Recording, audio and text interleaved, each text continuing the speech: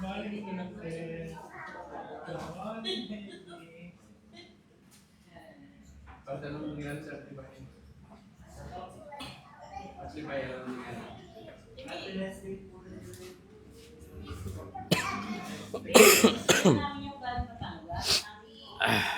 Ayaw ba?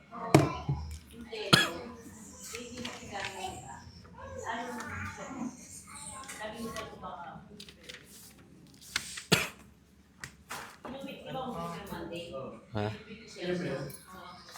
Okay na, okay na yun. Naano ko na yun natin po.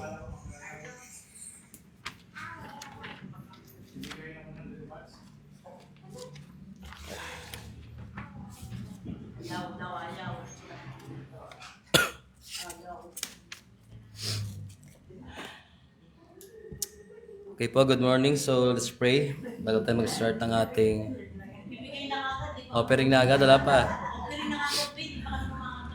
Maya. Okay, let's pray po. Let's come to the Lord in prayer. Our Heavenly Father, salamat pong muli sa privilege na ito na kami po ay pinagsama-sama ninyo para makapag-aral po ng iyong mga salita. Thank you, Father, for the sustenance ng aming pong mga lakas at maging Lord ng buhay na nagmumula po sa inyo. Salamat po, Panginoon, sapagkat sa kabila po ng aming mga kahinaan, kasalanan, mga pagkukulang, ay tapat kayo na patuloy na nagmamahal po sa amin. Lord, thank you for your grace. Thank you for your mercy. Even though, Lord, we are not worthy sa lahat po ng bagay na ito, ay kami po ay kinahabagan ninyo. Salamat po, Panginoon, sa iyong dakilang pangako na pinagkaloob niyo po sa iyong mga anak. By your grace, Panginoon, itong promises na ito ay natanggap po namin sa pamamagitan po ng pananampalataya kay Kristo Jesus na aming Panginoon at tagapagligtas.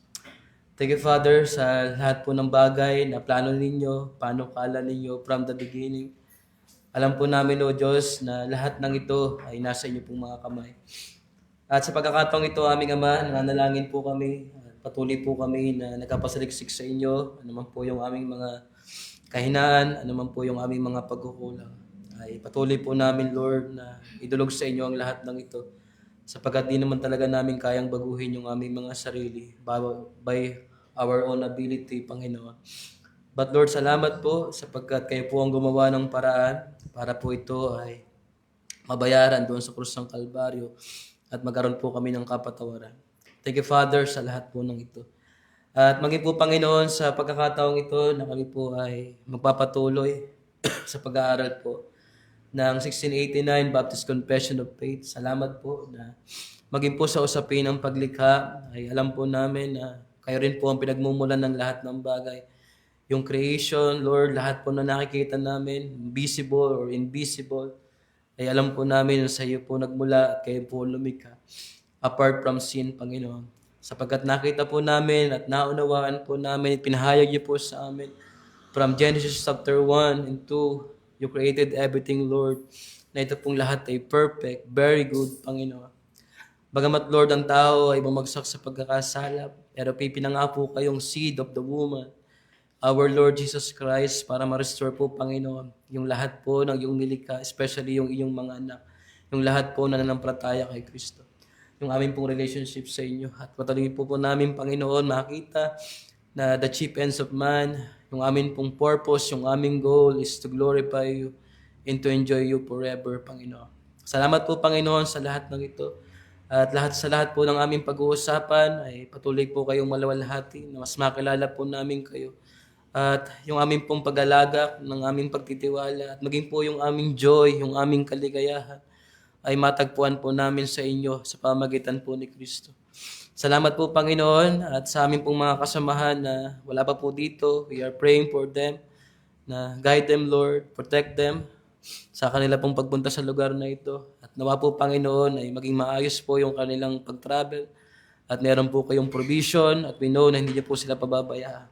Salamat po, Panginoon, sa lahat ng ito at sa mga narito, Panginoon, sa aming mga bisita like Joshua. Salamat po na makasama po sila ni Brother Maki at Sir Carol. We know, Lord, na wala naman talagang aksidente sa lahat po ng bagay. And Lord, patuloy kayong mag-usap sa Kanya At sa mga kasamahan po naming narito na wala pa pong biyaya, Lord, have mercy to them, Lord. Salamat po, Panginoon, at patuloy po kayong maparangalan, maging po sa aming mga mahal sa buhay, sa kabila po ng kanilang mga kabalahan. Lord, kahabagan niyo rin po sila. Salamat po, Panginoon, at luwalhati po kayo sa pangalan po na Panginoong Jesus. Amen.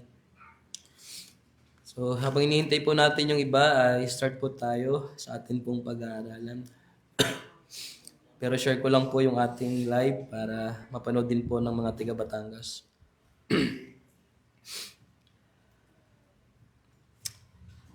Bigyan niyo lang po ako ng 2 minutes para ma-share ko po ito. Sensya na po kayo, talagang yung ubo ko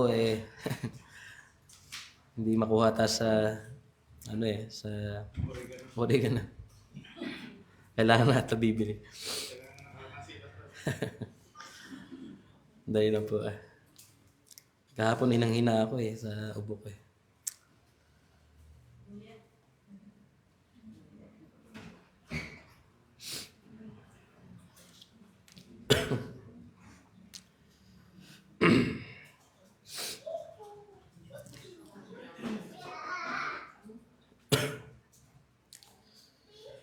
Share ko lang po.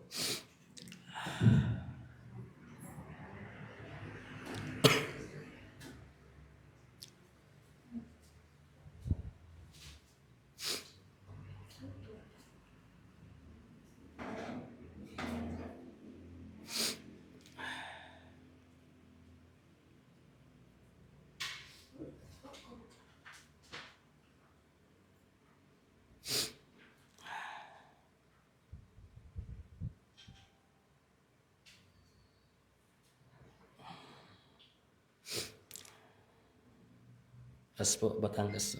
Batangas. Naghihintay sila, walang mapanood din. Yan.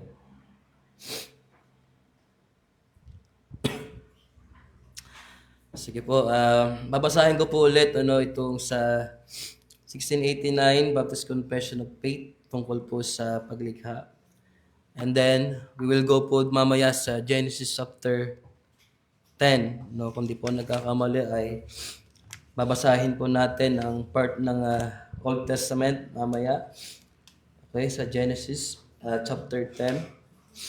Pero babasahin ko muna pong ito yung sinasabi po sa 1689. Sabi po dito ay ang ilang mga isyong pinag-uusapan sa kabanatang ito ay mas tatalakayin natin ng lubos sa ibang bahagi ng ating paglalahad ditong pagkapahayag.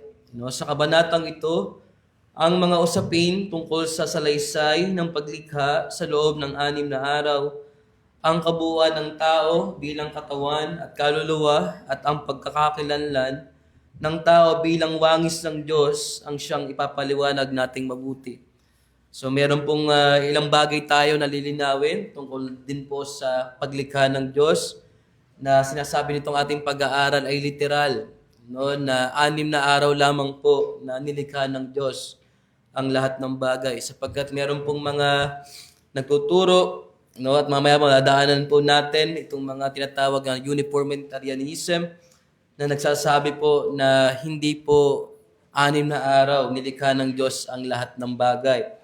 Pero makikita po natin mamaya ay sasabihin po ng ating pag-aaral na literal po na talagang 6 or 6 days nilikha ng Diyos ang lahat ng bagay. Kaya sabi po dito ay atin pong lilinawin tungkol sa salaysay ng paglikha sa loob ng 6 na araw. At pangalawa, ang kabuuan ng tao bilang katawan at kaluluwa at ang pagkakakilanlan ng tao bilang wangis ng Diyos ang siyang ipapaliwanag nating mabuti.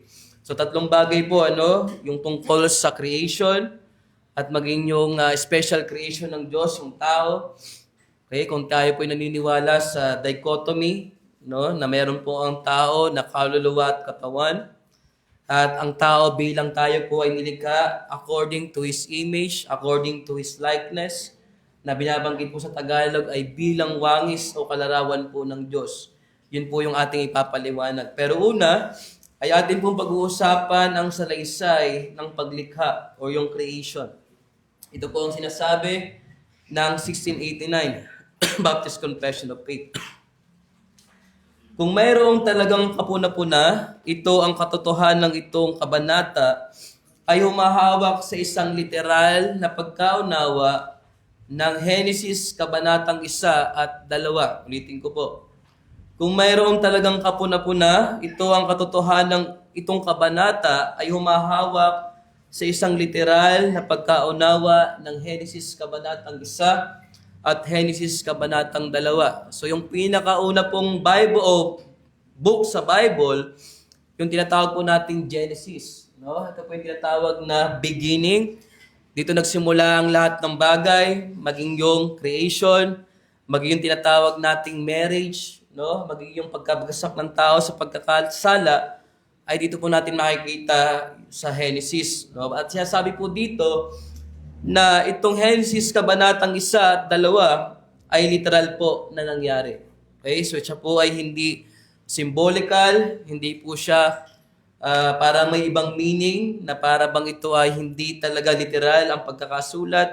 So yung atin pong paninindigan at hopefully lahat po tayo na ang pagkakasulat po ng Genesis kabanatang 1 at 2, ito po ay historical. No, hindi po ito kwentong barbero at ito po ay walang mga simboliko na para po tayo magkaroon ng ibang interpretation. So literal po ang pagkakasulat ng Genesis chapter 1 and 2. As sabi po dito, paulit-ulit na binabanggit nito ang mga pangyayari sa mga kabanatang yun sa bawat talataan sa paraang malinaw na nagpapakita na ang mga may akda ng pagpapahayag ay umuunawa sa mga naturan sa pinakaliteral at makasaysayang paraan. Kaya anumang maaaring sabihin tungkol sa maraming mga panukalang humihiwalay sa ganoong pagbasa sa Genesis ay walang makikitang suportang anuman sa pagpapahayag na Baptist. No, ngunit ang pangunahing issue pa rin talaga ay anong itinuturo ng Biblia. So alam naman po natin na itong ating binabasa, ito po ay hindi Bible. Itong aking hawak po, ito ay hindi Biblia. No? Pero sinasabi po nito na ang mga tagapagturo, no, ay mga nag-aral at ito po yung kanilang nilathala sa atin pong pinag-aaralan. Pero yung atin pong final authority ay wala pong iba kundi po yung Biblia. Kaya po tayo ay laging nagbubukas sapagkat kung meron man mga opinion or mga interpretation, ito po ay hindi biblical, ay hindi po natin pwedeng paniwalaan. Pero ang ating pong pangunahing authority at talagang final authority ay walang iba po kundi ang Biblia. So muli, ang pagpapahayag ay isang maingat at tumpak na gabay sa kahulugan ng kasulatan. So sinasabi po ng 1689 at ng author po nito na itong ating pinag-aaralan ay maingat po na kanilang pong pinag-aralan at ito po ay merong tinatawag na katumpakan. No? Sabihin po ay mapagkakatiwalaan natin na ito po ay hindi basta kuro-kuro lamang, kundi ito po ay nasa Biblia. So sa madaling sabi, ang tanging makatwirang paliwanag sa Biblia ay yung inuunawa ito na nagtuturo, no? Na naglalatag o na talagang nilikha ng Diyos ang daigdig sa isang literal na sanlinggo ng paglikha. So kahit sino po magturo sa atin, kung sino man po ay nagbabasa ng Biblia, lalo po ang Old Testament, yung Genesis chapter 1 and 2, wag naman po nating interpret ito na ito ay symbolical, na ito po ay hindi literal. Sapagkat sa mga nag-aral po na po sa atin, ginagalang po nila na ang pagkakasulat ng Biblia at maging po yung Old Testament, naging po yung Genesis, ito po ay history. Ito po ay hindi opinion, ito po ay hindi kuro-kuro, ito po ay hindi gawa-gawa, no, ito po ay history. No, ito po ay nangyari talaga, ito po ay talagang kung babalikan natin ang nakaraan, ito po ay eksakto at talagang nangyari sa panahon po ng tao o ng sanlibutan ito. Okay?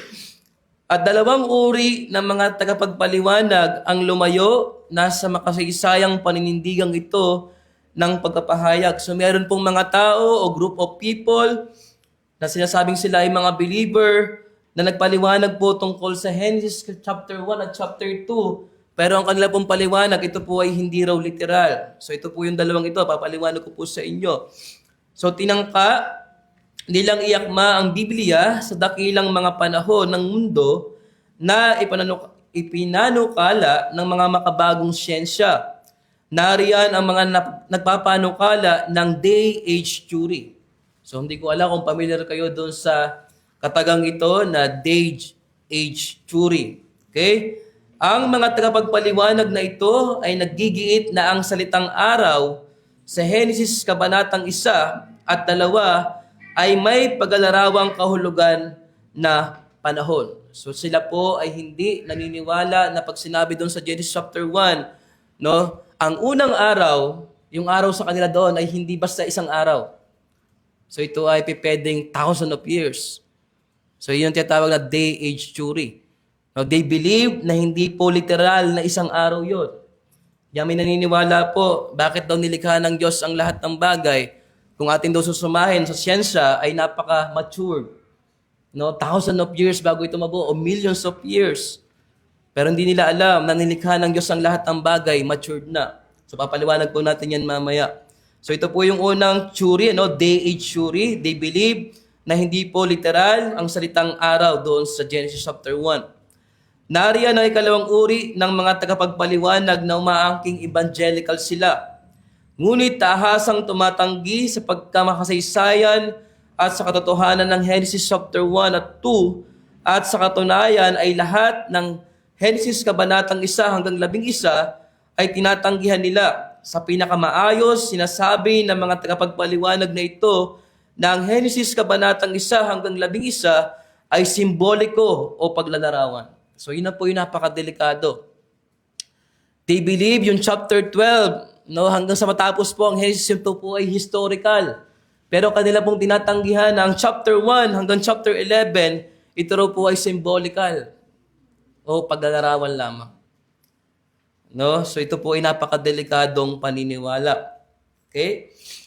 Sa pinakamasahol, no, parang sukdulan, sinasabi nilang marami sa mga tila makasaysayang detalye ng mga kabanatang ito ay pang-impacking mga materialis lang. Tingnan niyo po yung ginamit na word or phrase. Sabi po, pang-impacking mga materialis lang. Alin daw po? Yung chapter 1 hanggang chapter 11 sa Wikang Banyaga po ay packing material. Na parang pambalot lamang daw po ang chapter 1 hanggang chapter 11 ng Genesis. Na ito raw po ay hindi literal, ito raw ay hindi historical. Parang may paso, tapos may pambalot. No, yun daw pong Genesis chapter 1 hanggang 11 ay pambalot lamang daw po dun sa paso. So hindi talaga siya mahalaga.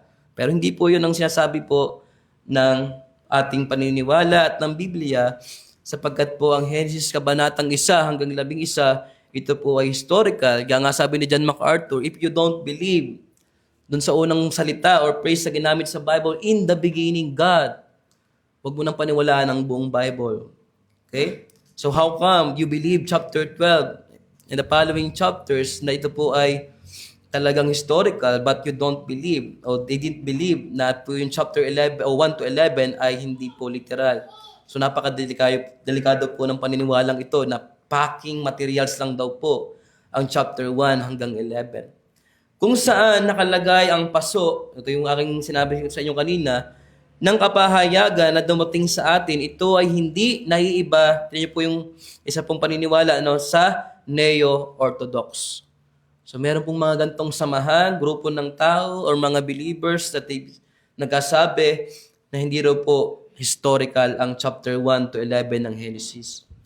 Na pananaw sa kasulatan na tumatanggi sa ganap na pagiging sa Diyos, di nagkakamali at kawalang kamalian ng Biblia. So yun po daw mga Neo-Orthodox, no? Na mga group of people or believer, no? Sila po ay tumatanggi sa ganap na pagiging sa Diyos, di nagkakamali at kawalang kamalian ng Biblia. So they believe na ang Bible po ay may error. Yung Neo-Orthodox. Na ang Bible ay hindi final authority, na ang Bible ay nagkakamali, na ang Bible ay outdated.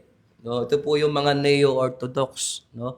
Pero hindi po yun ang ating mga pinangahawakan sapagkat ang Bible ay infallible. Ito ang Bible po ay hindi nagkakamali.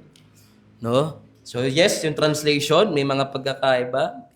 Kaya nga tayo nag-aaral ng Greek word, ng Hebrew word, or Aramaic, sapagkat yung original, no, talagang ito po ay mapagkakatiwalaan.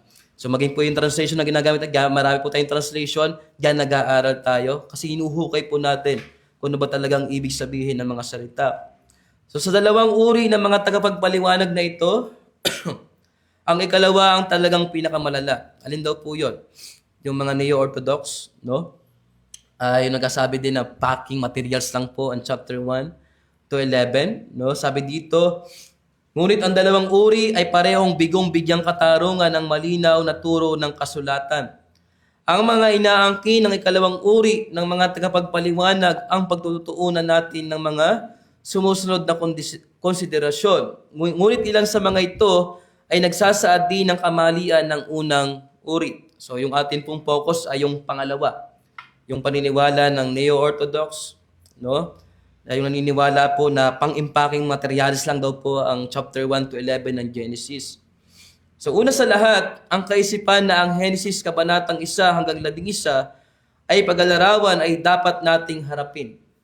So huwag po tayong matakot, huwag tayong itikom ang ating bibig na atin pong tindigan na hindi po symbolical o pag-alarawan lamang ang Genesis chapter 1 to 11. So dapat po tayo manghawakan na ito po ay historical. Ito po talaga ay nangyari. Bakit po? Sapagkat kung tayo po ay maniniwala na ito ay symbolical, sira po ang lahat ng ating doktrina. Okay? Sa Genesis pa lamang po, kung tayo maniniwala na ang paglikha ng Diyos ay isa lamang pong symbolical, hindi mapagkakatiwalaan ang Bible. No? Lahat po ng ating paniniwala, maging po sa redemption, tungkol doon sa seed of the woman, apektado po yun. So lahat po ay apektado. Yan, napakahalaga po ng pag-aaral na ito. Maging po yung ating salvation, no, ay maaapektuhan. Kaya maging yung Diyos na lumikha po ng lahat ng bagay ay talaga pong apektado dito sapagkat kung mali po yung ating pagkakaunawa. So may mga bahagi ng Biblia na talagang pag-alarawan. So alam naman po natin na may mga genre. So kung nag-aaral po tayo ng hermeneutics, kung kayo po ay nakaka-join sa amin every last last Saturday of the month, at kung meron po kayong, kung kayo ay familiar sa salitang hermeneutics, no, ay pinag-aaralan po namin yung mga genre ng book, ng mga Bible, na may tinatawag na talagang i-interpret natin as literal, no, meron talagang iba ay talagang pag-alarawan, no, pero yung Genesis chapter 1 po ay hindi po siya symbolical. Okay? So dapat po nating tingnan po 'yon. So ngunit anumang panliteraturang pag-aaral ang Genesis kabanatang 1 hanggang 11 na walang kinikilingan ay mahihikayat na ang mga ito ay nagtataglay ng lahat ng tanda ng pangkasaysayang salaysay. Pagtatanggapin natin ang Genesis chapter 12 o kabanatang 12 at ang mga sumusunod bilang pangkasaysayang salaysay at magiging isang radikal at kritikal na paninindigan ang tanggihan ang pagiging makasaysayan ni Abraham. Kung gayon, ay hindi maaaring pagdudahan na ang Genesis kabanatang 1 hanggang 11 ay naglalayong unawain din ng ganoon. Ang mga genealogy o talaang lahi sa Genesis kabanatang 10 at 11 ay nagtapos sa pampamilyang sanligan o sanligan ni Abraham. Ang talaang lahi sa Genesis kabanatang 11, mga talatang 10 hanggang 22, ay katulad ng istruktura ng nasa Genesis kabanatang 5. Ngunit ang talaan sa Genesis kabanatang 5 ay nagsimula kina Adan at Seth, kaya kung ganoon, si Abraham ay iniugnay ng isang malinis na mga hibla ng panliteraturang pamalangkas at uri kay Adan. Kung ang Genesis kabanatang 1 hanggang 11 ay isang talagang naiibang uri ng literatura mula sa Genesis kabanatang 12 at sumusunod, ang pagbabago mula sa isang uri tungo sa isa pa ay kakatuwang hindi kapansin. So, tingnan niyo na po, no? Yung sinasabi po dito, kung may tinatawag na genealogy. Alam niyo po ba yung genealogy? Ano po yung genealogy? Ano yan? Family tree? Saling lahi. So, kung kayo po ay nag-church na sa Mormons ba yun? O, Meron po silang ganun, no, family tree, kung saan nagsimula yung mga lahi-lahi. Pero after the flood, no, 3 tao lamang po pinagmulan ng lahi. Sino po yung 3 anak ni Noah? Ham, Japet, and si Seth, no? So, kung kayo po ay taga Sodom at Gomorrah, no, sabi po ng marami, lahi daw ni Ham, no? Ibig sabihin po, meron tayong mga tinatawag na races, no? Meron po tayong black races, white races, pero po o brown races, pero wag niyo po sasabihin na ang mga Pilipino ay brown. Sa iba po ang pagkakapaliwanag ay red races daw po tayo. Okay? So bagamat ang ating kulay ay kuyamanggi. So meron po tayong mga pinanggalingan na gano'n. Pero dito, makikita po natin na meron talagang binabanggit, no, sa Henesis Kabanatang 11 at 10 tungkol po sa genealogy. Tingnan po natin. No, buksan po natin ang mga ating Biblia sa Genesis chapter 11 verse 10 to 32. So binasa ko po ito at babasahin ko po sa wikang Banyaga o wikang Ingles. So tingnan po natin na kung talagang ito ay literal na meron talagang saling lahi. No, kung ito po ay symbolical, so dapat ito ay symbolical, no, yung ating interpretation dito. Pero tingnan po natin sa Genesis chapter 11 verse 10 hanggang 32. At specific po, babanggitin ang pangalan, edad, at yung kanilang mga anak. So sabi po dito, sa Genesis Kabanatang 11, mga talatang 10 hanggang 32. These are the family records of Shem. Okay? Shem lived 100 years, and father Arphaxad 2 years after the flood. After he fathered Arphaxad, Shem lived 500 years and fathered other sons and daughters. So grabe yung mga edad po nila dito. So hindi lamang po 120, umaabot po ng higit pa. Okay? Arphaxad lived 35 years and fathered Shelah. After he fathered Shelah, Arphaxad lived 403 years and fathered other sons and daughters. Shelah lived 30 years and fathered Eber. After he fathered Eber, Shelah lived 403 years and fathered other sons and daughters. Eber lived 34 years and fathered Peleg. After he fathered Peleg, Eber lived 430 years and fathered other sons and daughters. Peleg lived 30 years and fathered Reu. After he fathered Reu, Peleg lived 209 years and fathered other sons and daughters. Reu lived 32 years and fathered Serug. After he fathered Serug, Reu lived 207 years and fathered other sons and daughters. Serug lived 30 years and fathered Nahor. After he fathered Nahor, Serug lived 200 years and fathered other sons and daughters.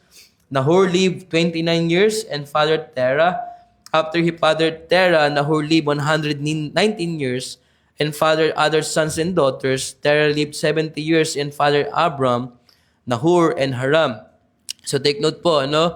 Sa verse 26 po, no, ay meron po tayong pag-aaralan mamaya na si Abraham. So diyan po siya nagsimula, no? Siya po ay anak ni Terah. Okay, nakapatid po ni Nahor at ni Haran. So 3 po yung anak ni Terah, magkakapatid po ay si Abram, Nahor, and Haran. These are the family records of Terah. Terah fathered Abram, Nahor, and Haran fathered Lot. Haran died in his native land in Ur of the Chaldeans during his father Terah's lifetime. Abram and Nahor took wives, and Abram's wife was named Sarai, and Nahor's wife was named Milcah. She was the daughter of Haran, the father of both Milcah and Iscah. Sarai was unable to conceive, so siya po ay baob. No, she did not have a child. Terah took his son Abram, his grandson Lot, Haran's son, and his daughter-in-law Sarai, his son's Abram's wife, and they set out together from Ur of the Chaldeans to go to the land of Canaan. But when they came to Haran, they settled there. Terah lived 205 years and died in Haran. So ano po yung point natin dito? No, bakit po natin siya binasa? Bakit natin siya nilagay sa pag-aaral tungkol sa paglikha? So ibig sabihin po, kung may naniniwala itong mga Neo-Orthodox at ito pong nagsasabi na D.H. Shuri, na hindi po literal ang Old Testament, specifically po ang chapter 1 to 11 ng Genesis, no? Ay bakit po inilagay itong mga tinatawag na genealogy, no? na alam po natin na dito po magmumula yung ating tagapagligtas sa lahi ni Abraham.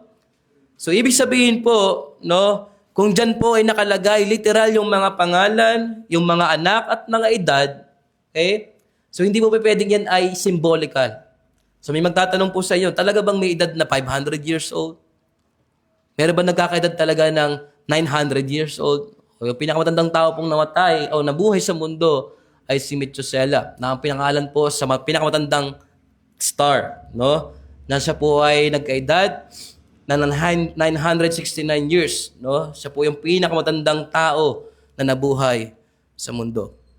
So kung kayo po ay mayroong chart, no, titingnan niyo po yung mga lahi-lahi, talaga nagpang-abot-abot po yung mga ina po. Maging yung mga lolo-lolo nung panahon niya. Bakit po? Imagine po, almost 1,000 years po yung buhay ng tao noon. Tapos magkakaanak ka, ilang generations po yun. Aabutin talaga nila. Okay? So, ibig sabihin po, ito po ay hindi symbolical. Ito po ay literal na meron talagang mga taong nabuhay ng ganitong edad, at sila po ang pinagmulan ng ating mga lahi. Sapagkat after the flood, saan po ba matatagpuan yung flood? Sang record po yun? Genesis chapter, ano po yun? 6, 8, o 7, na meron karon po ng talagang malawakang pagbaha o universal flood. Ito rin po ay hindi symbolical. Ito po ay history, nangyari po talaga ang universal flood. Hindi po ito yung flood na nangyari po sa Marikina nung Undoy. No? Na Marikina lamang po yung binaha. No? Hindi po yun universal. Yun po lamang ay specific na lugar. Pero po nung panahon ni Noah, ito po ay tinatawag na universal flood. Ito po ay history. So kung kayo po ay nag-aaral ng history, ito po talaga ay totoong nangyari. Ito ay hindi kwentong pambata. Sabihin po ng mga pilosopo, kwentong pambata lang yan. No? Na mayroong barko na ginawa, may mga hayop, tapos nagkaroon ng matinding baha o universal flood. Kwentong pambata lamang daw yon. Hindi po. That history. So kahit yung gusto nyo po tingnan, nangyari po talaga ang universal flood. Na meron talagang barko, no, doon sa Mount Ararat, no, nasa Bible po 'yon. Minsan ginagawa natin biro yung Mount Ararat, pero totoo po 'yon. Meron talagang Mount Ararat. Okay? That history. So ibig sabihin po, no, ay kung naniniwala po tayo na sa Bible, ito po talaga ay history, huwag po natin kakaligtaan ang Genesis chapter 1 to 11, ito po ay historical. Not symbolical. No, ito po hindi lamang isang paglalarawan. So, tuloy po natin saglit. Sabi dito, dagdag pa rito, kung ang Henesis Kabanatang 1 hanggang 11, isang uri ng literaturang hindi nagalayon tanggapin ng literal, magtataka tayo sa tuloy-tuloy na pinapaisip ng tuwirang pagkamakasaysayan na siyang ibinibigay sa atin ng mga kabanatang ito. Ang partikular na lokasyon ng halamanan ng Eden ay detalyadong inilarawan sa Genesis chapter 2, 8 to 17. Ang talaang lahi ni Cain ay ibinigay at maraming mga partikular na mga pangalan ng meron doon nang walang mapupunang kaibhan ito sa iba pang mga talaang lahi na matatagpuan sa mga salaysay sa lumang tipan. So maging po yung Garden of Eden, ito rin po ay hindi kwentong pambata. Na ito po ay parang gawa-gawaan lamang, hindi po. Talagang merong exact location ang Garden of Eden. Yes, ngayon, hindi natin ito makita kung saan banda, pero may nagkasabi po na ito po ay talagang merong exact location. Okay, so tingnan po natin, Genesis chapter 2, 8 to 17. So atras po tayo sa Genesis Kabanatang 2, talatang 8 hanggang 17. Siguro dito muna tayo magtapos sapagkat yung oras natin ay limitado. So Genesis chapter 2, no? Verse 8 hanggang 17. So about po dun sa Garden of Eden. So basahin ko po din sa Wikang Banyaga. Genesis chapter 2, verse 8, no, hanggang 17. Ito po sinasabi. The Lord God planted a garden in Eden in the east. So may lugar po, no? May location kung saan sa east, and there he placed the man he had formed. The Lord God caused to grow out of the ground every tree pleasing in appearance and good for food, including the tree of life in the middle of the garden, as well as the tree of the knowledge of good and evil. A river went out from Eden. So meron po daw ilog. So hindi lang isa, kundi apat. No, divided sa apat. Sabi, and river went out from Eden to water the garden. From there, it divided and became the source of 4 rivers. Ilan daw pong ilog? Yung pagkakahati, ilan? 4. At pinangalanan po yung mga ilog na ito. The name of the first is Pishon, o Pishon, which flows through the entire land of Havilah, where there is gold. Gold from that land is pure. Bdellium and onyx are also there. The name of the second river is what? Gihon or Gihon. So, Pishon, no? Gihon, which flows through the entire land of Cush. The name of the third river is the Tigris, which runs east of Assyria. May mga lugar. At sa panahon po natin ngayon, andyan pa rin yan. And the fourth river is the, ano pong pangalan? Euphrates or Euphrates. No? So, i-search nyo po. Meron pa rin pong lugar na ganyan. Until now. So, the Lord God took the man and placed him in the Garden of Eden to work it and watch over it. And the Lord God commanded the man, you are free to eat from any tree of the garden, but you must not eat from the tree of the knowledge of good and evil. For on the day you eat from it, you will certainly die. Then the Lord God said, it is not good for the man to be alone. I will make a helper as his complement or helper. So ito po ay history. Nangyari po ito at talagang merong lugar na ganito. Yes, after the flood, hindi na po natin makikita kung nasa na po yung Garden of Eden. May nagsasabi na tabunan daw ito. At dahil nga may nagbabantay na isang anghel, no, ay wala pong makakapasok sa lugar na ito. Pero yan po ay history. Okay? So kung ayaw nyo pong maniwala na ito ay history, so search po yung mga lugar na yan. Yan po ay nag-i-exist. At yan po talaga ay may specific at exact location. So maging yung genealogy, so hindi po ibibigay yung pangalan dahil po kinukwento lamang ito at ito po itong symbolical, hindi po. Yan po ay literal. So if you read Genesis chapter 1 to 11, yan po ay literal. At balik po tayo, bago tayo magtapos. Sabi ko po kanina, kung tayo po ay hindi maniniwalang ito ay historical, apektado po lahat. Okay? Magay yung ating paniniwala, magay yung ating doktrina, maniniwala ka na lang saan? Big Bang Theory. At maniniwala ka saan na ikaw ay galing saan? Saan? Sa unggoy. Sa evolution. Okay? Kaya nga theory eh. Di ba? Kaya nga day age theory. No? Hindi pa napapatunayan. Teorya siya. Pero this is the truth. No? In the beginning, God created the heavens and the earth. Saan ka pa? No? Ganon siya ka-powerful, ganon siya makapangyarihan. Sabi po ng Hebrews at ng Philippians, walang malilikat, sabi ng John, without His Word. And who is this Word? His Son. Who is His Son? Christ. No? Our Lord Jesus Christ. So lahat po yun apektado.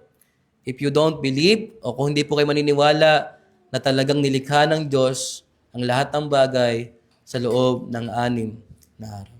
But I believe that my God, no, He can do impossible things. No? So tingin nyo, mag-ibigay ako ng halimbawa. Anong naunang nilikha? Manok o itlog?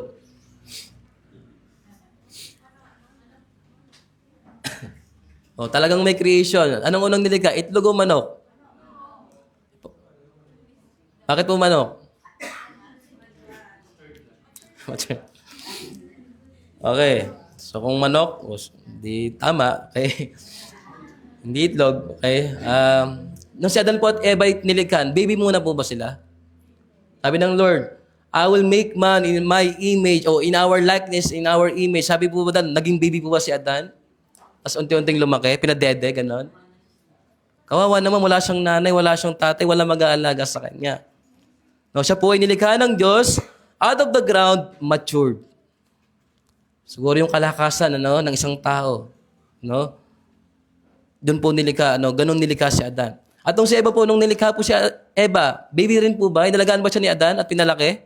Hindi po. Matured na rin si Eva. So kung may mga paliwanag po, bakit yung nilikha sa lahat ng, o sa mga paligid po natin, yung kuweba, yung mga bato doon, yung mga marmol doon, No, kailangan daw po yun na 1,000 years o million of years bago mabuo yung mga minerals na yon o yung mga bagay na nandun. Bakit po? Nilikha ng Diyos ang lahat ng bagay, matured. So kung ang edad po ng Earth ay 6,000 years old o higit, so napakahirap nga namang ipaliwanag na yung mga minerals na yon at yung mga bato na yon na nandun ay bago mabuo yon ay millions of years. Bakit po? Nilikha ng Diyos ang lahat ng bagay, matured. Bago ulit nagkaroon ng panibago. Nagkaroon ng baby, nagkaroon ng itlog, no? Nanganak yung mga hayop, may tumubong halaman. Bukod na po dun sa mga puno na nilikha ng Diyos ng panahon yon, matured. At yung mga minerals na nandun, matured po. Okay? So yun po yung paliwanag. So may tanong po ba kayo bago tayo manalangin? Baka mayroong mga atheists dito, pwede kayo magtanong. Sige po. Sige po. Kasi nung Friday, mag-end siya ng convention sa Australia. Yung pastor na, dati pastor namin siya. The convention is, ang guest nila is si Ken Ham. Ken Ham is yung siya ang nag-create ng Creation Museum. Kentucky. Ito, nilikha niya to oppose ng evolution, to oppose yung nag-aano sabi ng age of the earth. Nandun yung, makikita mo daw yung talagang yung creation history, tapos yung paano yung 7 days. And then pati yung the Ark of Noah. Parang nilikha ulit nila. Apo. So talagang pinapatunayan. Kasi ang pinapaano niya is yung Genesis 1 to 11 talaga. Apo. Is the beginning kung paano talaga na ma-share mo rin ang gospel sa tao. Kung yun ay paniniwalaan, yun talaga ang pinaka-basis. Eh sabi ko tama-tama. Tapos yun din na sinishare nyo ngayon. Parang pareho lang kayo ni Ivy yung sinasabi sa akin, sinishare. So talagang may mga tao na umano, talaga naniniwala sa creation. Thank you po, Ninang Susan. No? Meron naman talagang mga argument. Yung order, di ba? Yung purpose ng buhay ng tao. So napakarami pong argument ng mga apologists. Okay? So hindi po ako kagaling na talagang apologist na kaya kong ipaliwanag isa-isa. Pero napakarami na akong napanood, no, na talagang nagpapatunay na meron talagang Diyos. Okay? Imagine po ninyo, yung cellphone na hinahawakan nyo lagi. Okay? So kung wala nag-create yan, bigla na lang ba yung babagsak dyan na meron agad cellphone?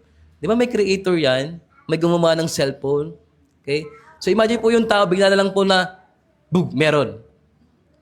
Okay? Nagkaroon ng mga pinagmula ng mga cells o something na gano'n, tapos nag-evolve. Saan galing yun? Accident lang ba yun? So yung gagawa po nung yan, gagandang yun, aksidente lang po ba yan? Okay. Yung paliligo po, pwede pong aksidente yun, kaya yung maligo. Okay. Pero yung nalikhan tayo ng ganito, with order, no?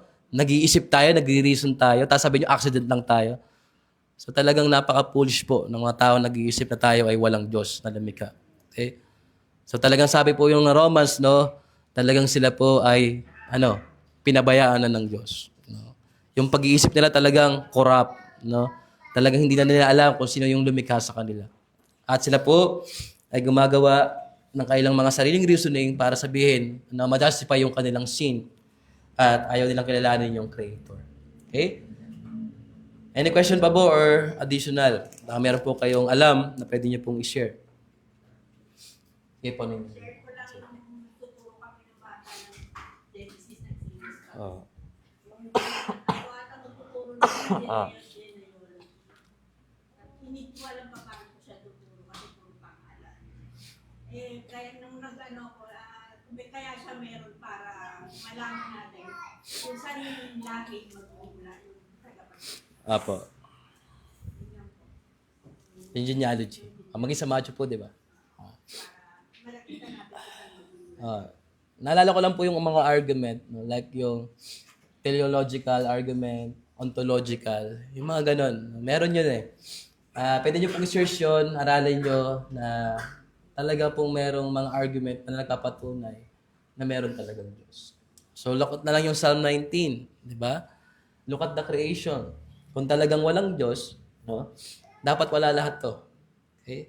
So yung creation po ng Panginoon ay nagkasabi, sabi po ng Psalm 19, araw-araw po ay nagpapahayag na meron talagang Diyos. So kung ayaw po nating maniwala na may Diyos, no, we are without excuse. No, lahat po tayo ay walang excuse. Sabi po ng Roma, talagang nagkasabi po ang kanyang creation that there is a higher. No, talagang meron pong Diyos na malaki at makapangyarihan, sovereign na may likha po ng lahat ng bagay. Tulad po ng sabi ko, yes, hindi ako ganun ka-expert sa mga debate, pero talaga pong lantad na meron talaga na may Diyos. Okay? Sige, ano po, may question pa ba kayong question or additional or violent reaction? Mga scientists po dito, baka may mga scientists po dito. Pwede po kayong mag-object or meron po ba kayong violent reaction? Meron po ba? Alam ko si Maki. Ito, scientist to si Maki. Maki. Ano ba ang mundo? Bilog or spherical? Flat ba yung earth or spherical? Kay Maki, flat ang earth. Okay? So, maniwala kayo sa hindi, kay Maki, flat ang earth. So, bahala na po kayo mag-usap ni Maki kung ano yung pag-usapan niya. Pero, I know na ang lumikha, kung flat man or below o sphere yung earth, ay Diyos ang lumikha. Okay? Siya po ang creator. Sige po, anyone pa po? Sana hindi na ano yung kanta, bilog ang mundo. Hindi mo talaga bilog ang mundo eh. Spherical, di ba? Sige po, wala na kayong question. So, sige, meron pa naman tayo next time na pag-aaral po dito. Hindi pa po tapos to. Mga dalawa po tayo na session dito. Kung meron po kayong mga masi-search o research about sa argument, pag-usapan po natin next time. Okay, so let's pray po. Our Heavenly Father, thank you po sa pagkakataong ito na kami po ay muli niyo pong tinipon at makapag-aaral po ng napakahalagang paksa na ito. Minsan, Lord, ay na-overlook namin o para bang hindi namin napapansin o pinapansin ang mga pag-uusap na ito. Pero ito po ay napakahalaga sapagkat kayo po ang talagang tutumbukin ng lahat ng ito because you are the Creator. At nawa po, Panginoon, ang mga narito ay bigyan niyo po kami ng pananampalataya, nakilalanin kayo, na kayo talaga ang aming Creator, that we are your creature. At kayo po yung dapat naming sambahin at kami po yung dapat sumamba sa inyo. Tulad po ng pag-uusapan namin mamayang hapon sa mga kabataan, the chief ends of man is to glorify you and to enjoy you forever, Panginoon. Salamat po at patuloy niyo po kaming biyayaan ng pangunawa sa lahat po sa iyong mga salita na inireveal po ninyo, na pinahayag niyo po sa amin para maunawaan po namin. Help us, Father, sapagkat kami po are finite, hindi po namin kayang intindihin, unawain lahat. But Lord, wala pong imposible sa inyo. Kung paano niyo pong nilikha ang lahat ng bagay, in 6 days, Lord, we know, Lord, na kaya niyo rin pong ipaunawa sa amin yung mga bagay na alam po namin na talagang pwede niyo pong ipaunawa sa amin ang aming pong mga katanungan, Panginoon. Maybe may magtatanong po dito, how about dinosaur o mga bagay po na sa mga pag-aaral po ng mga tao, kung saan ba sila nalikha, paano ba sila nalikha, nasa na sila. Pero alam po namin, Lord, na kayo po ay may paliwanag kung ano po nireveal niyo sa iyong mga salita. Thank you, Father, at alam po namin, Panginoon, ang lahat ng ito ay nasa iyo pong karunungan at kaalaman. Kung meron po kami mga hindi may paliwanag, ay alam po namin, nasa Bible din po yun. Deuteronomy 29:29, lahat po ng bagay na hindi niyo po pinahayag ay belongs po sa inyo. Salamat po, Panginoon, at maluwalhati po kayo sa pangalan po ng Panginoong Hesus. Amen. Tatawagan ko na po yung ating tigapanguna.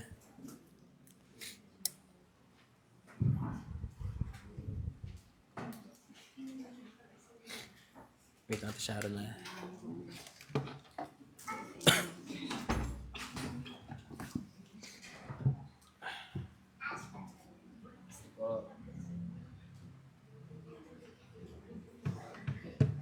Good morning po. Mayroon po tayong mga bisita ngayong araw. Welcome po natin si Joshua Orines.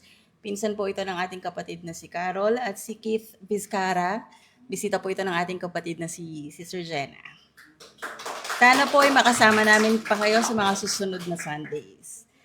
Isang magpagpalang umaga po sa ating lahat. Tayo po ay magsisimula na sa ating pangalawang gawain.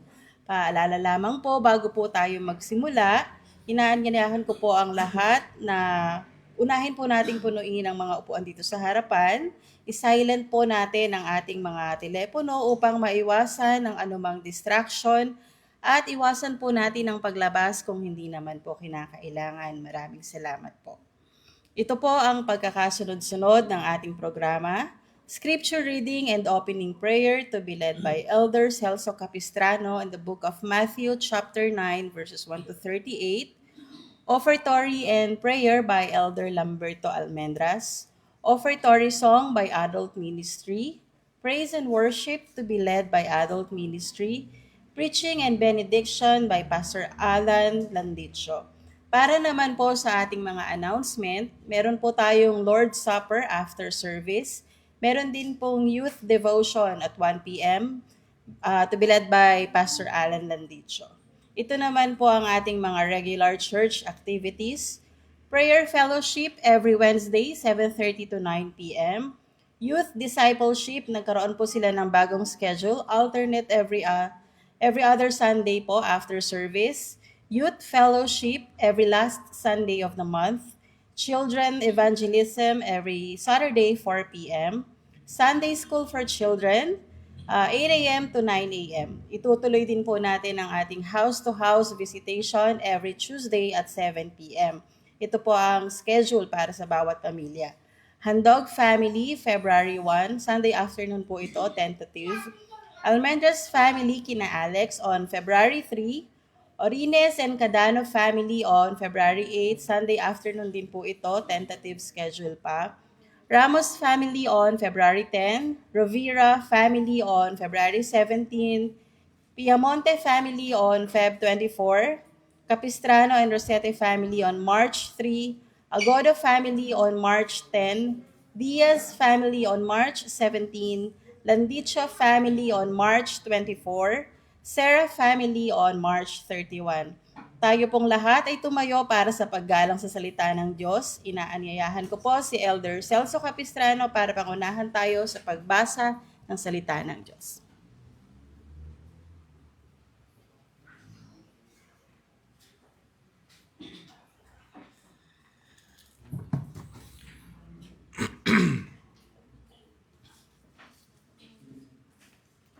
Ating pambasahin ang kabanatang 9 ng Mateo ng Salitan. Sumakay si Jesus sa bangka, tumawid sa kabilang ibayo, at tumuloy sa sarili niyang bayan.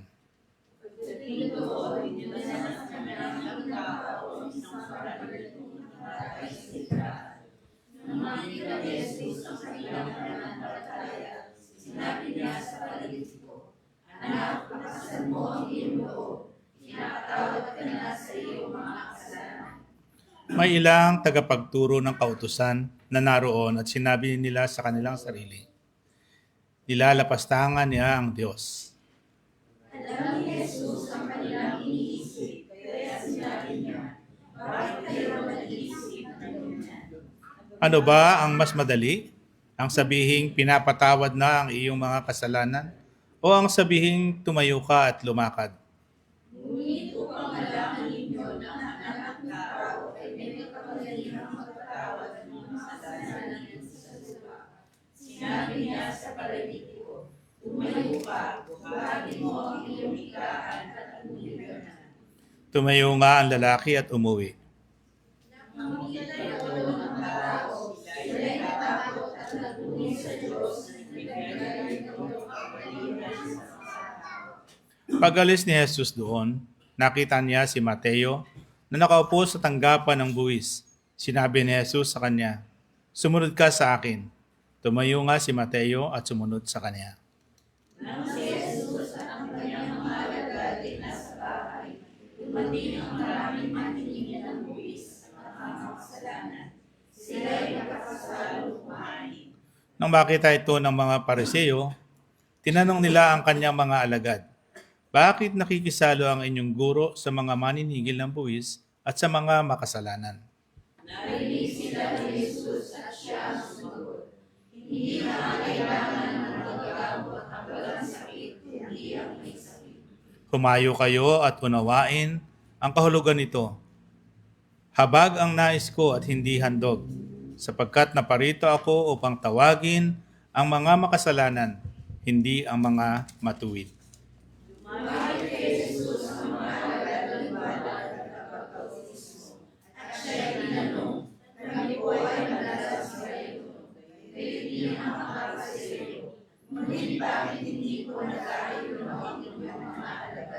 Sumagot siya, dapat bang malungkot ang mga panauhin sa kasalan habang kasama pa nila ang kanilang ikinasal?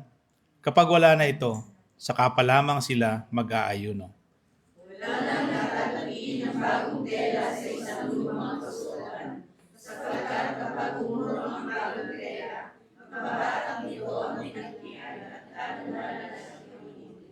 Wala rin nagsasali ng bagong alak sa lumang sisidlang balat. Kapag ganoon ang ginawa, puputok ang balat, matatapon ang alak at mawawasak ang sisidlan. Sa halip, isinasali ng bagong alak sa bagong sisidlang balat at sa gayon kapwa ito magtatagal.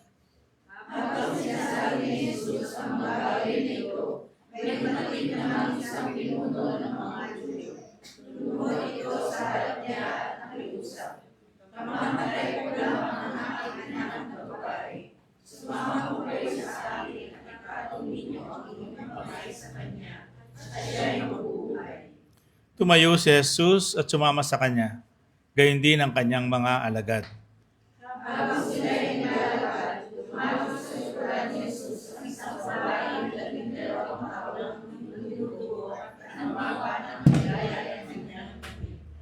Sinabi ng babae sa sarili, mahawakan ko lamang ang kanyang damit, gagaling na ako.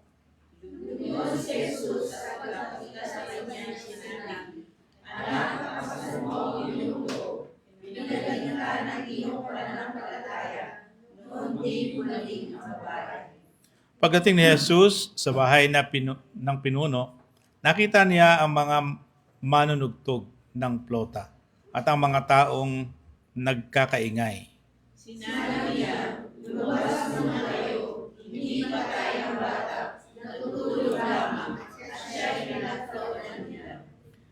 Nang mapalabas na ang mga tao, pumasok si Jesus sa kwarto. Hinawakan niya sa kamay ang bata at ito'y bumangon.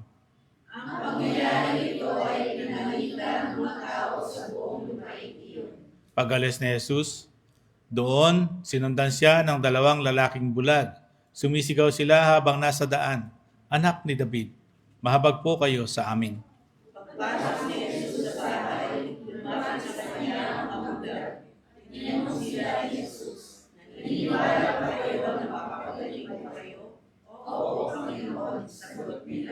Inipon niya ang kanilang mga mata at sinabi, mangyari ang ayon sa inyong pananampalataya.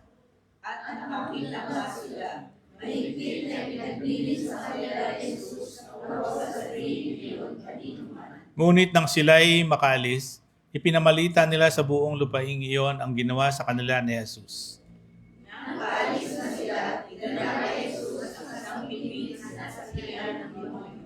Pinalayas ni Jesus ang demonyo at nakapagsalita agad ang pipe. Namangha ang mga tao at nasabi nila, kailanman ay wala pang nakitang katulad nito sa Israel.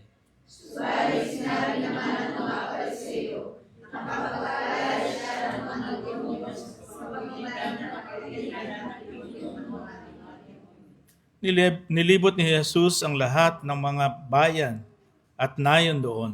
Nagtuturo siya sa kanilang mga sinagoga at ipinangaral ang magandang balita tungkol sa paghahari ng Diyos. Pinagaling din niya ang lahat ng uri ng sakit at karamdaman.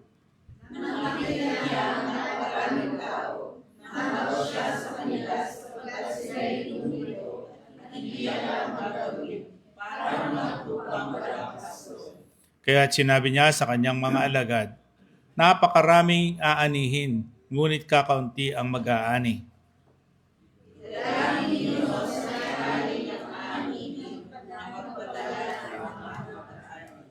Pagpalain nawa ng Diyos ang pagkakabasa ng kanyang salita.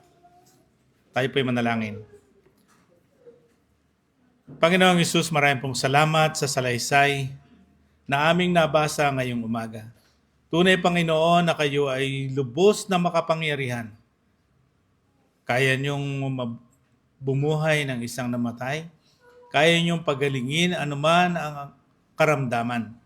Kaya, Panginoon, kami po ay nananampalataya sapagkat hindi lamang natapos sa inyong mga makapangyarihang ginawa ang mga bagay, ngunit kayo ay napako doon sa krus upang kami naman ay mapatawad sa aming pagkakasala at bigyan ng buhay na walang hanggan. Kaya po Panginoon, ngayong umaga, ay sasambahin ka namin sa Espiritu at katotohanan.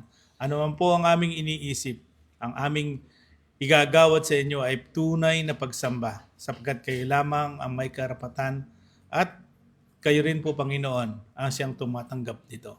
Nawa po Panginoon, ng bawat isa sa amin ay samahan nyo at kasihan nyo. Pumagitna po kayo sa amin at ang lahat ng aming gawin.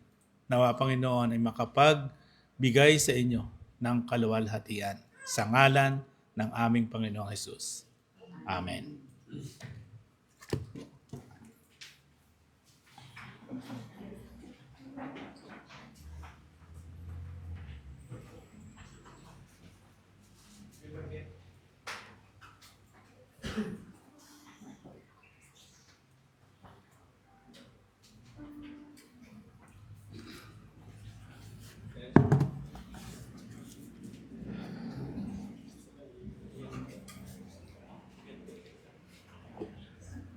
At sa ating pong pagkakaloob, ating pong balikan ang aklat ng mga gawa sa talatang 2, kabanatang 43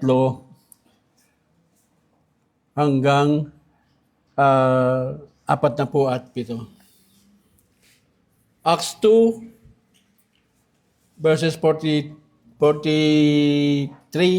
hanggang 47.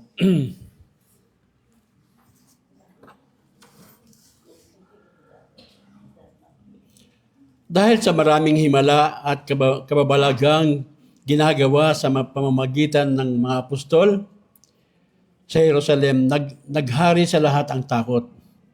Nagsama-sama ang lahat ng sumasampalataya at ang kanilang mga nagsama-sama ang lahat ng sumasampalataya at ang kanilang mga ari-arian at itinuring na para sa lahat. Ipinagbili nila ang kanilang mga ari-arian at ang pinagbilhan ay pinamahagi sa bawat isa ayon sa kanilang pangangailangan. Araw-araw sila'y nakakatipon sa templo, nagpira-piraso ng tinapay sa kanilang mga tahanan na masaya at may malilinis na kalooban. Nagpupuri sila sa Diyos at kinalulugdan sila ng lahat ng tao. At bawat araw ay dinadagdag sa kanila ng Panginoon ang mga inililigtas.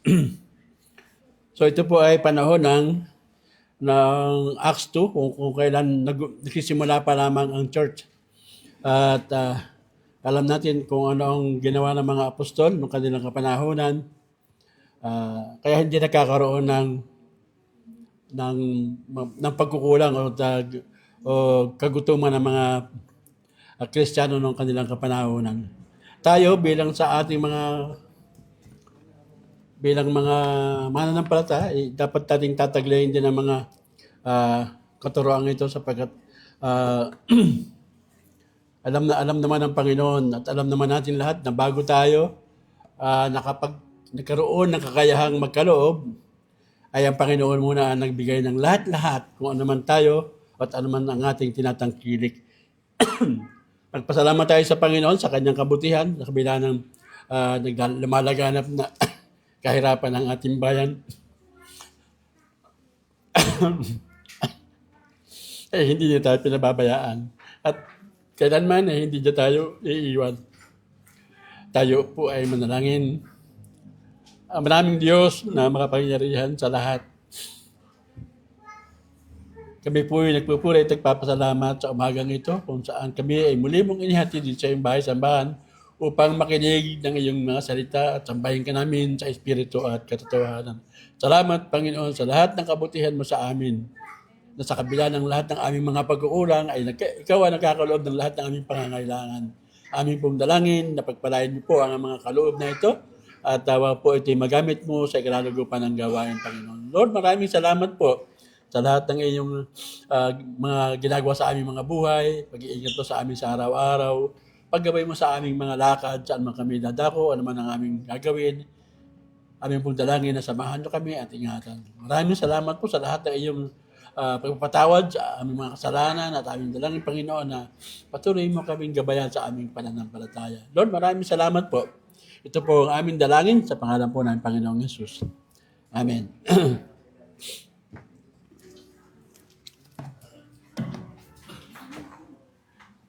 Sabi ko sa Matthew 6:33, seek ye first the kingdom of God, and all his righteousness. All these things shall be added.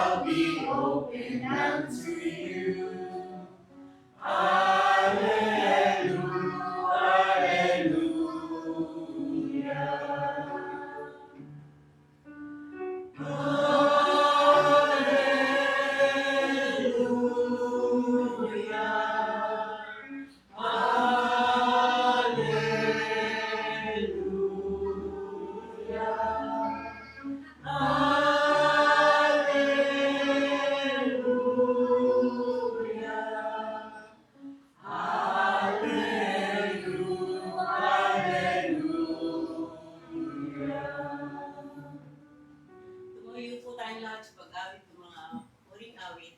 Awitin po natin ang Standard Maze and Because He Lives.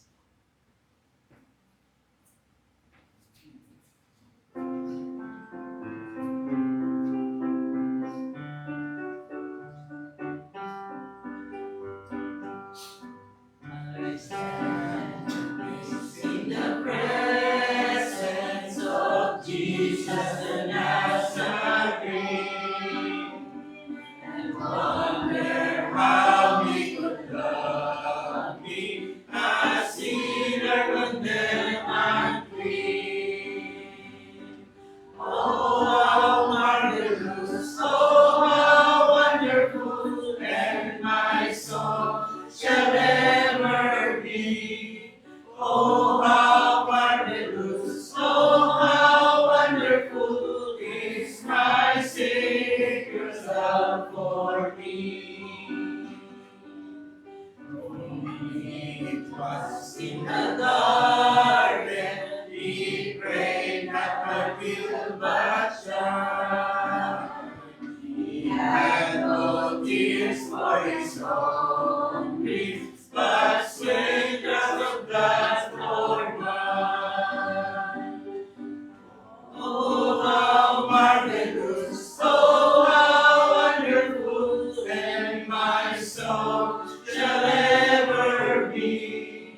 Oh, how marvelous, oh, how wonderful is my Savior's love for me.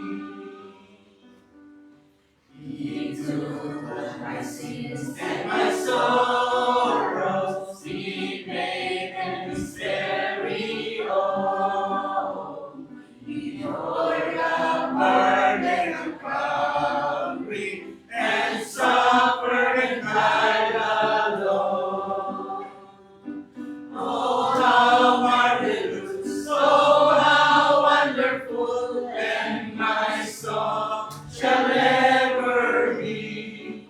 Oh, how marvelous, oh, how wonderful is my Savior's love for me.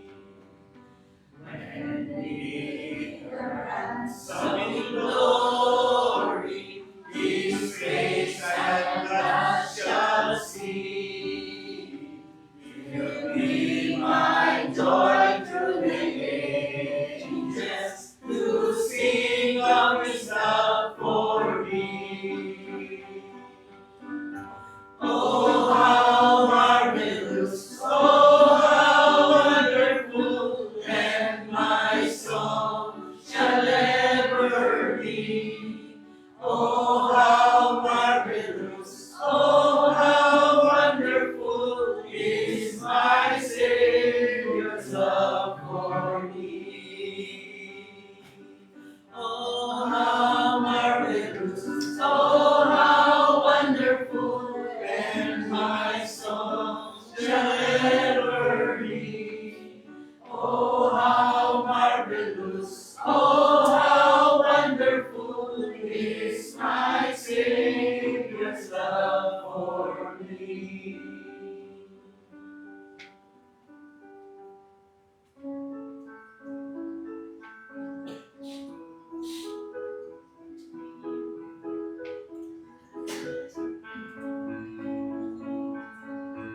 Just as His Son,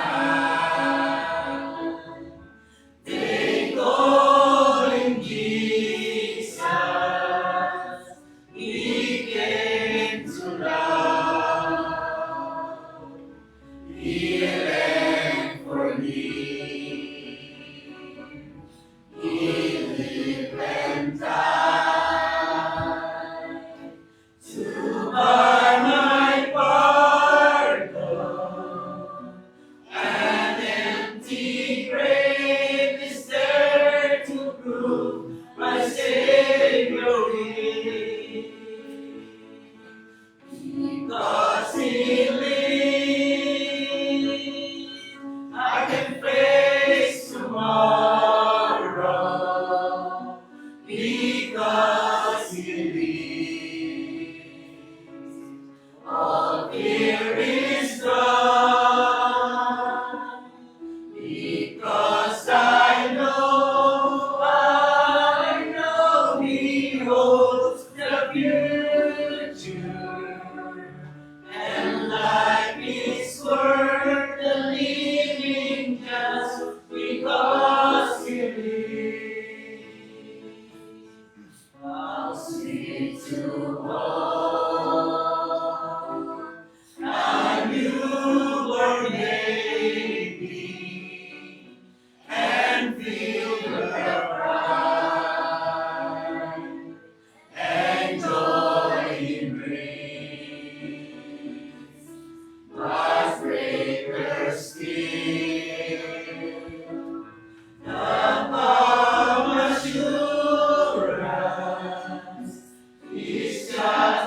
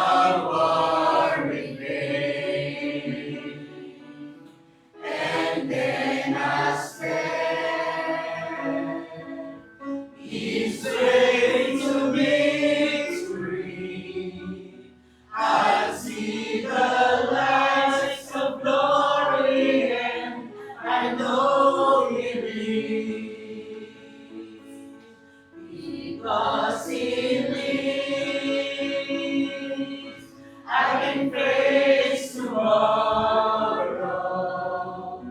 Because He lives, all fear is gone.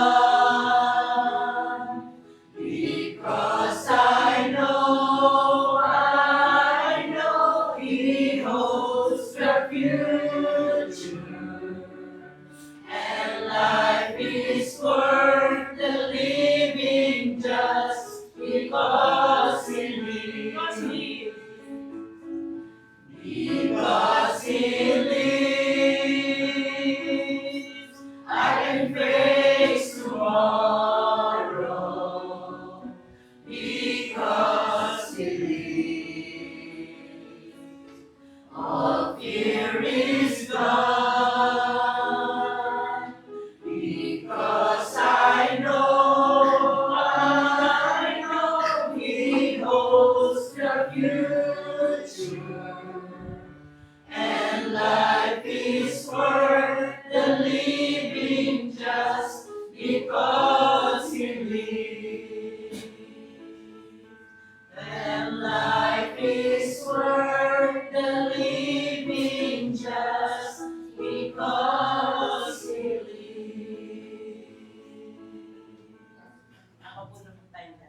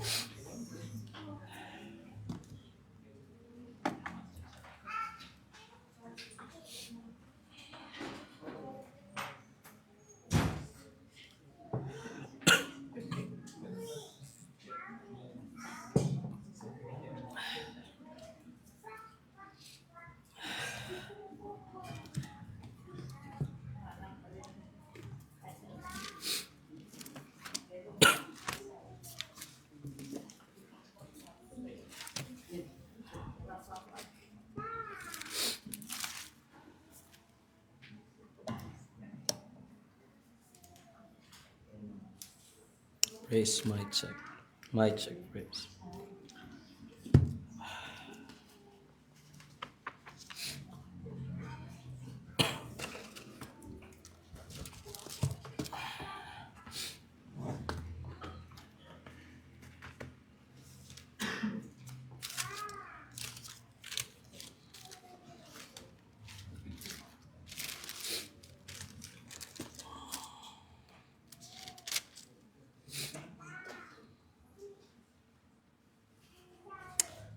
Okay po, purihin po ang Panginoon na tayo ay makapagpatuloy. Good morning po muli sa bawat isa. Good morning po. Tulog na kayo eh. Sige po, basahin muna po natin ang Romans chapter 4 o Roma, kabanatang 4, mga talatang 13 hanggang 25. Pero yung atin pong pag-aaralan ay verse 13 through 17. So meron po tayong part 2 next Sunday. At hopefully po, Lord's willing, ako rin po ang magtuturo sa part 2. Pero let's read po Romans chapter 4, verses 13 through 25.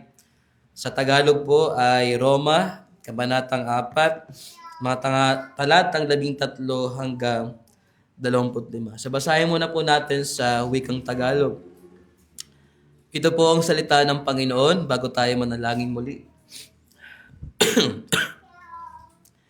Ipinangako ng Diyos kay Abraham at sa kanyang magiging lahi na mamanahin nila ang buong mundo. Hindi dahil sa pagsunod niya sa kautusan, kundi dahil sa siya'y itinuring na matuwid sa pamamagitan ng kanyang pananampalataya sa Diyos.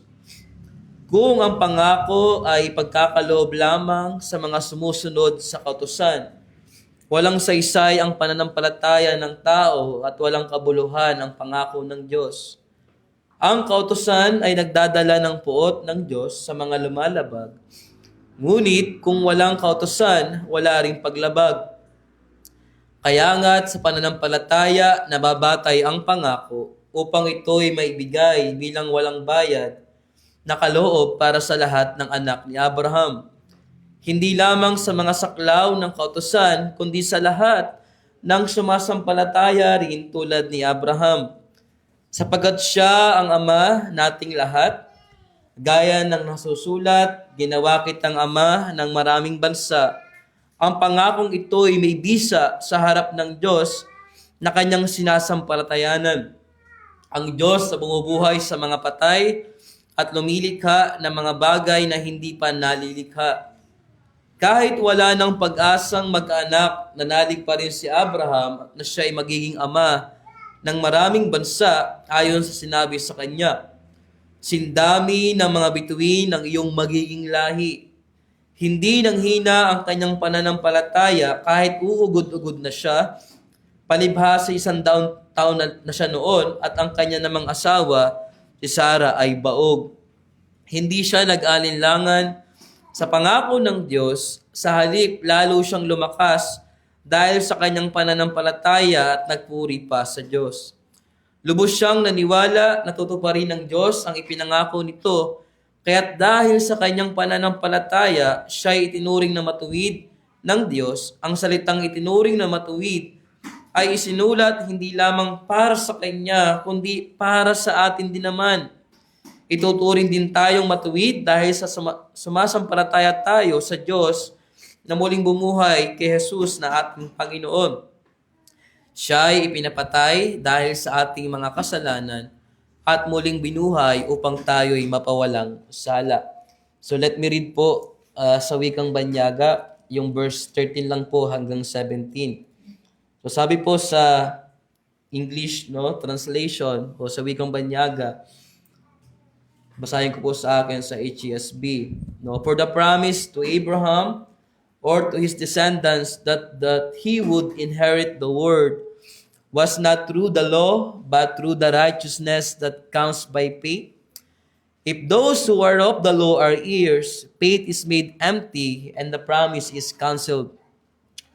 For the law produces wrath, and where there is no law, there is no transgression. 16. This is why the promise is by faith, so that it may be according to grace, to guarantee it to all the descendants, not only to those who are of the law, but also to those who are of Abraham's faith. He is the father of us all in God's sight, as it is written, I have made you the father of many nations. He believed in God who gives life to the dead and calls things into existence that do not exist. Pagpalain po ang pagkabasa ng salita ng Panginoon at allow me to pray. Let's pray po. Our Heavenly Father, salamat po for this privilege muli, Panginoon, at we can study your word sa aming pong continuation sa series po ng Book of Romans. Thank you, Father, for your faithfulness na tulad po ng aming mga inawit, Panginoon.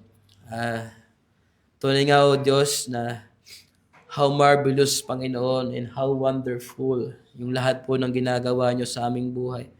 At maging yung mga ginawa nyo sa aming buhay. From the creation until now, Lord, alam po namin how wonderful, how marvelous yung lahat po ng ito. Maging yung pag-ibig nyo sa amin through Christ, Lord. Salamat po, Panginoon, sa lahat ng ito. Mapatuloy po na nyo namang ikintal sa aming mga isipan, sa aming mga puso, Panginoon. Because our Lord, He lives, Panginoon. Bagamat po siya ay namatay, pero muli siyang nabuhay. Thank you, Father, sa lahat po ng katugunan ninyo sa aming pong pangangailangan ng kaligtasan. At nawa po, Panginoon, ay patuloy niyo po kaming dalhin sa katotohanan ito na hindi lamang po para maligtas sa hell at makapunta ng langit, Lord, kundi talagang makasama namin kayo. Yung aming satisfaction, Lord, yung aming joy, yung aming love, Panginoon, ay nasa inyo lamang through our Lord Jesus Christ. Higit sa lahat ng bagay o sa ibibigay po ng mundong ito na material na bagay na lumilipas, nawawala, kumukupas, Lord, yung ipinagkaloob niyo po sa amin through the precious love of blood of Christ. Yun po nawa yung aming naisin, yun po yung nawa na aming asamin, Panginoon, habang kami po ay nabubuhay, maging po sa pangalawang buhay. Thank you, Lord, for your promises at maging po sa aming pag-aaralan today tungkol po sa pangako ninyo by grace, Lord, through our Lord Jesus Christ, by faith, Panginoon, o sa pamagitan po ng pananampalataya. Lord, help us to understand your word at yung mga bagay na ito, yung truth sa mga salita po ninyo. Nadalhin niyo po kami sa tunay na pananampalataya. At nakita po namin, Lord, without you, without Christ, we can do nothing. At wala naman talaga kaming pwedeng ipagmalaki sa iyong harapan, Lord. Lahat po ng ito ay nasa inyong mga kamay. It is by your grace, Panginoon. Salamat po, Diyos, at maluwalhati po kayo sa mga kasamahan din po namin na wala po dito, nasa iba't ibang lugar or biyahe, Panginoon, or tahanan.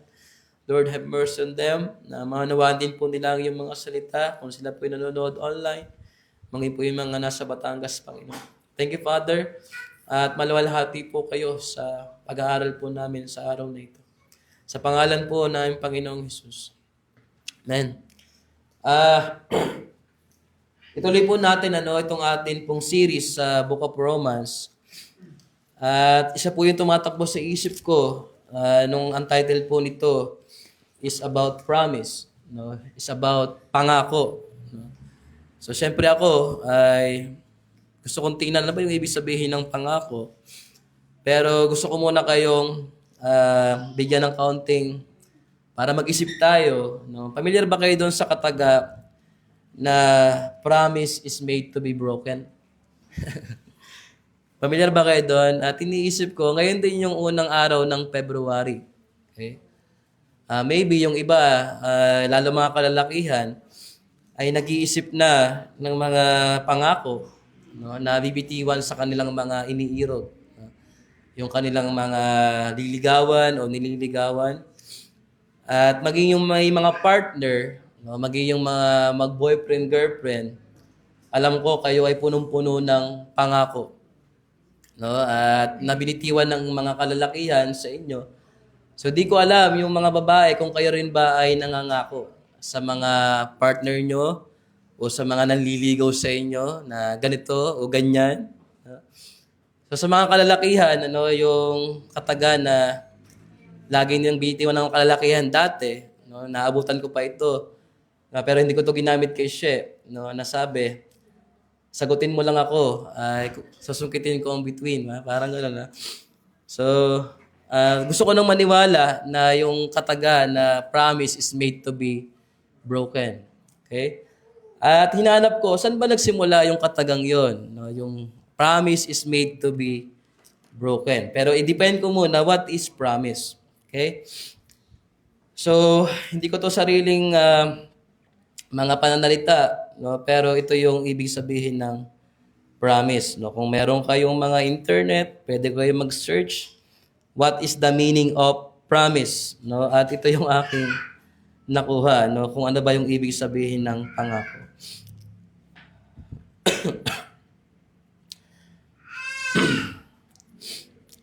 So ito po yung sabi, ng ibig sabihin ng pangako.